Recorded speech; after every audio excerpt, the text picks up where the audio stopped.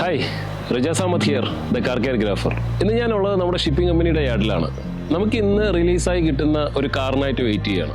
Toyota 86.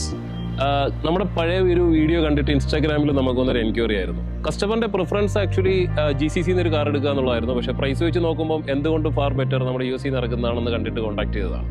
So നമുക്ക് കിട്ടിയിരിക്കുന്ന ഈ കാർ റിയർ ആക്സിഡന്റ് ആണ്. അണ്ടർ ക്യാരേജ് ഡാമേജോ അല്ലെങ്കിൽ ഫ്രെയിം ഡാമേജോ ചേസിസ് ഡാമേജോ ഒന്നുമില്ല. എയർ ബാഗ്സ് ഒന്നും ഓപ്പൺ അല്ല. നല്ല ഗുഡ് കണ്ടീഷനാണ്, റൺ ആൻഡ് ഡ്രൈവ് ആണ്. സോ കൂടുതൽ ഡീറ്റെയിൽസ് നമുക്ക് കാർ വരുമ്പോഴത്തേക്കും അതിലേക്ക് നോക്കാം.